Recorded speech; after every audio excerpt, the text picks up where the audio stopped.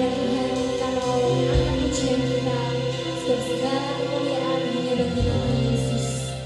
Haleluya.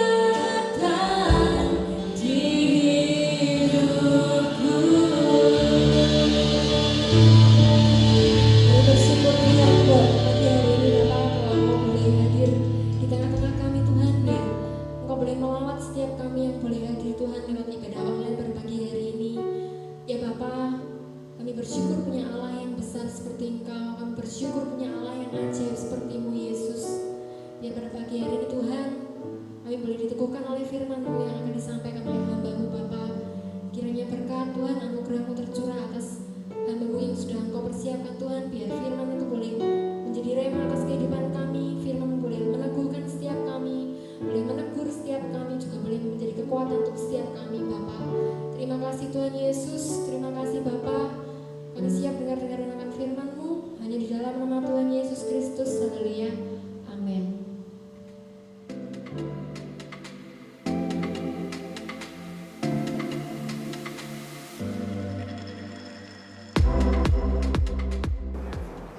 Shalom, selamat pagi Bapak Ibu Saudara sekalian. Selamat berjumpa kembali dan selamat beribadah secara online di MDC Magelang. Kita tidak tahu kapan kita bisa ibadah onsite di gedung gereja ini. Tetapi walaupun kita ibadah online, saya percaya ibadah online tidak menghalangi kehadiran Tuhan di tengah-tengah kita. Sebab firman Tuhan mengatakan, di mana 2 atau 3 orang berkumpul dalam namaku, di situ aku ada di tengah-tengah mereka. Kehadirannya tidak tergantung dengan jumlah. Dia bisa hadir di dalam sebuah pertemuan yang dihadiri 10.000 orang. Dia bisa hadir di dalam sebuah pertemuan yang dihadiri 100 orang. Dan dia juga bisa hadir di dalam sebuah pertemuan yang dihadiri 10 orang. Bahkan hanya 2 atau 3 orang, dia tetap Allah yang bisa hadir. Yang menjadi persoalan bukan di jumlah kehadiran, tetapi di motivasi atau tujuan di dalam kehadiran. Yesus berjanji tidak peduli berapa jumlah yang hadir, kalau mereka datang dengan tujuan yang benar, yaitu karena Tuhan, maka dia ada di tengah-tengah mereka. Dan kalau dia hadir, pasti sesuatu yang besar akan terjadi. Dan saya percaya setiap yang mengikuti ibadah online ini akan diberkati Tuhan secara luar biasa. Mereka mendapatkan kekuatan yang baru, sehingga berjalan tidak letih dan berlari tidak lesu. Haleluya. Bapak Ibu Saudara sekalian, tidak terasa kita sudah 4 bulan lebih hidup seperti ini. Tinggal di rumah, belajar di rumah, bekerja di rumah, bahkan ibadah di rumah. Bahkan hari-hari ini kita sudah memasuki sebuah era baru, yaitu era new normal. Semuanya berubah. Cara kita beribadah berubah. Kita tidak bisa lagi jabatan tangan, apalagi memeluk dan cipika-cipiki. Kemana-mana harus pakai masker. Ini masa transisi, bukanlah hal yang mudah. Bapak Ibu Saudara sekalian, yang menjadi pertanyaan, bagaimana caranya kita bisa mengalami kemenangan atau keberhasilan di masa-masa transisi seperti ini? Bagaimana caranya kita tidak goyah dengan adanya banyak masalah atau persoalan hari-hari ini? Baik itu masalah keuangan, baik itu masalah pekerjaan, baik itu masalah kesehatan. Bagaimana caranya supaya kita tidak akan pernah goyah dalam menghadapinya? Mari bersama-sama dengan saya kita membuka Alkitab kita di dalam 1 Korintus 15 ayat yang ke-58. Sekali lagi 1 Korintus 15 ayatnya yang ke-58. Karena itu saudara-saudaraku yang kekasih, berdirilah teguh, jangan goyah, dan giatlah selalu dalam pekerjaan Tuhan. Sebab kamu tahu bahwa dalam persekutuan dengan Tuhan, jerih payahmu tidak sia-sia. Bapak Ibu Saudara sekalian, ayat ini mengingatkan kita bahwa hidup ini penuh dengan persoalan. Bukan seperti berjalan di jalan tol yang bebas hambatan. Kita ini juga bukan seperti Superman. Kita ini juga bukan seperti Rambo yang kebal dengan yang namanya persoalan. Suatu saat kita akan dihadapkan dengan persoalan yang membuat kita bisa goyah sebagai orang Kristen. Oleh sebab itu, cara kita memandang masalah atau sikap kita terhadap sebuah masalah sangat menentukan hasil akhirnya. Jika kita selalu lari atau menghindari yang namanya masalah, maka kemenangan tidak akan menjadi milik kita. Kualitas seseorang justru ditentukan dengan seberapa banyak orang tersebut dapat menyelesaikan masalah di dalam kehidupannya dengan baik. Bapak Ibu Saudara sekalian, tujuan Paulus menulis ayat ini untuk menasehati supaya saudara dan saya jangan goyah di situasi tertentu dan tetap giat dalam pekerjaan Tuhan. Manusia punya kecenderungan pada saat kita punya masalah, kita menjadi kendor dalam melayani Tuhan. Bahkan tidak sedikit meninggalkan pekerjaan Tuhan. Bahkan manusia punya kecenderungan untuk kembali kepada cara hidup yang lama. Bapak Ibu Saudara sekalian, di situasi seperti apa seringkali kita goyah dan menjadi kendor atau bahkan tidak giat lagi dalam pekerjaan Tuhan? Yaitu pada saat kita menghadapi masalah yang datang bertubi-tubi, penyakit yang tak kunjung sembuh, hutang yang tak kunjung habis, dan sebagainya. Seperti hari-hari ini, COVID-19 yang dampaknya kemana-mana. Di saat-saat seperti ini, kita harus menentukan sikap dan bertindak dengan benar, yaitu jalan-jalan yang ditetapkan oleh Tuhan. Pada saat seperti inilah kita harus memilih jalan mana yang harus kita tempuh. Disitulah seringkali kita goyah. Saat-saat tidak ada masalah, semua berjalan dengan baik, biasanya kelihatan kuat. Saat-saat tidak ada masalah, semua berjalan dengan baik, biasanya kita kelihatan kuat, kita kelihatan teguh, bahkan giat dalam pekerjaan Tuhan. Pada saat ada masalah bertubi-tubi, manusia punya kecenderungan. Yang pertama, saudara, menyerah dan kembali kepada hidup yang lama. Yang kedua, putus asa dan memilih melakukan hal yang bodoh atau mengambil jalan pintas. Yang ketiga, ada yang kemudian menjadi ragu akan kebaikan Tuhan dan mulai kecewa kepada Tuhan dan menganggap Tuhan itu tidak adil. Apa yang seharusnya kita lakukan pada saat kita berada di dalam situasi serba sukar seperti ini? Kita bisa belajar dari Daud akan hal ini yang dicatat di dalam 1 Samuel 30 ayat 1 sampai ayatnya yang ke-8. Saya akan bacakan buat Bapak Ibu Saudara sekalian. Ketika Daud serta orang-orangnya sampai ke Siklag pada hari yang ketiga, orang Amalek telah menyerbu tanah Negeb dan Siklag. Siklag telah dikalahkan oleh mereka dan dibakar habis. Perempuan-perempuan dan semua orang yang ada di sana, tua dan muda, telah ditawan mereka dengan tidak membunuh seorang pun. Mereka menggiring sekaliannya, kemudian meneruskan perjalanannya. Ketika Daud dan orang-orangnya sampai ke kota itu, tampaklah kota itu terbakar habis, dan istri mereka serta anak mereka yang laki-laki dan perempuan telah ditawan.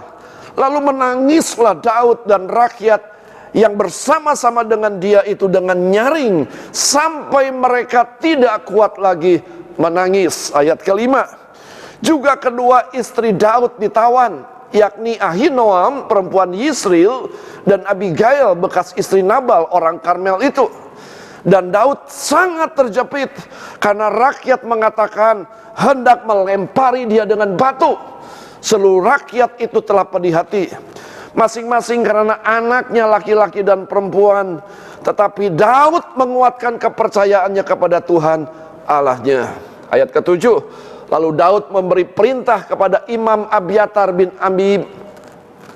Ahimelek, bawalah efod itu kepadaku. Maka Abiatar membawa efod itu kepada Daud.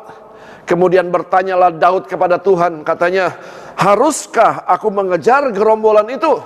Akan dapatkah mereka kususul? Dan Allah berfirman kepadanya, kejarlah, sebab sesungguhnya engkau akan dapat menyusul mereka dan melepaskan para tawanan. Bapak Ibu Saudara sekalian, hidup Daud penuh dengan berbagai persoalan. Bahkan dimulai usia remaja, Daud sudah berhadapan dengan yang namanya beruang dan singa. Lalu berhadapan dengan raksasa yang besar, namanya Goliat. Selesai berhadapan dengan raksasa yang besar, Daud harus berhadapan dengan seorang raja yang namanya Saul. Selesai dengan Saul, Daud harus berhadapan dengan yang namanya Absalom, anak darah dagingnya sendiri. Ini adalah situasi yang paling tidak mengenakan buat Daud. Sekembalinya ke Siklag, di mana istri dan anaknya yang tinggal di tempat itu, tetapi dia mendapatkan kota Siklag telah dibakar oleh musuh, yaitu oleh orang Amalek. Semua harta dijarah, anak laki-laki dan perempuan Daud ditawan, dan juga istrinya. Dan Daud sangat terjepit di situasi seperti itu. Daud mendapatkan tantangan dari dalam, dan Daud juga mendapatkan tantangan dari luar. Dari dalam, rakyat akan mengancam dan membunuh Daud dengan melempari batu. Bapak, Ibu, Saudara sekalian, ini situasi yang membuat Daud bisa goyah. Daud sangat terjepit, bahkan sudah tidak bisa menangis lagi karena air matanya sudah habis. Bapak, Ibu, Saudara sekalian, ini tantangan yang paling berat dalam kehidupan Daud. Bukan ketika melawan beruang, bukan ketika melawan raksasa, tetapi menghadapi situasi seperti ini. Pada saat ada masalah bertubi-tubi, manusia punya kecenderungan, yang pertama, menyerah dan kembali kepada hidup yang lama. Yang kedua, manusia punya kecenderungan putus asa dan memilih melakukan hal-hal yang bodoh atau mengambil jalan pintas.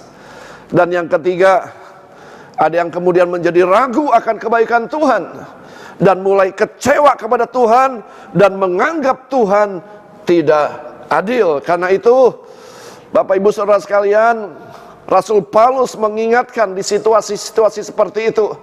Dikatakan, karena itu saudara-saudaraku yang kekasih, berdirilah teguh, jangan goyah, dan giatlah selalu dalam pekerjaan Tuhan, sebab kamu tahu bahwa dalam persekutuan dengan Tuhan, jerih payahmu tidak sia-sia. Langkah apa saja yang diambil Daud saat-saat dia sedang mengalami tekanan? Langkah-langkah apa saja yang diambil Daud saat-saat Daud sedang terjepit karena masalah, karena persoalan? Yang pertama, Bapak, Ibu, Saudara sekalian, langkah yang diambil oleh Daud saat dia sedang mengalami kesesakan, yang pertama, Daud memperkuat kepercayaan kepada Tuhan. Saudara bisa jumpai dalam ayat yang ke-6. Walaupun tidak ditemukan catatan di dalam Alkitab bagaimana Daud memperkuat kepercayaannya kepada Tuhan, tetapi belajar dari gaya hidup, dari lifestyle Daud sebelumnya. Walaupun rohani Daud tidak disangsikan, tetapi dia tetap berusaha untuk meningkatkan kerohaniannya di situasi yang terjepit. Mazmur 84 ayat 10, sebab lebih baik satu hari di pelataranmu daripada 1000 hari di tempat lain. Sekali lagi, Bapak, Ibu, Saudara sekalian, belajar dari gaya hidup Daud sebelumnya. Walaupun rohani Daud tidak disangsikan, tetapi dia tetap berusaha untuk meningkatkan kerohaniannya di situasi yang terjepit. Jadilah orang Kristen yang progres. Saat kita mengalami stuck, maka bisa dipastikan kita akan goyah saat-saat kita mengalami kesulitan demi kesulitan. Caranya bagaimana? Caranya merenungkan firman Tuhan lebih lagi. Caranya bagaimana? Meningkatkan jam doa. Caranya bagaimana? Meningkatkan jam-jam ibadah. Itu yang dilakukan oleh Daud. Yang kedua, Bapak, Ibu, Saudara sekalian, Daud mengingat selalu kebaikan Tuhan. Pada saat Daud menguatkan kepercayaannya kepada Tuhan, sebenarnya ia sedang memperbesar wadah untuk menerima pertolongan Tuhan yang ajaib. Semakin besar iman, maka akan semakin besar kekuatan untuk menerima berkat dan mujizat yang ajaib. 1 Samuel 17 ayat 37. Pula kata Daud, Tuhan yang telah melepaskan aku dari cakar singa dan dari cakar beruang, dia juga akan melepaskan aku dari tangan orang Filistin itu. Kata Saul kepada Daud, pergilah, Tuhan menyertai engkau. Bapak, Ibu, Saudara sekalian, Daud memperkuat kepercayaannya dengan selalu mengingat setiap kebaikan Tuhan.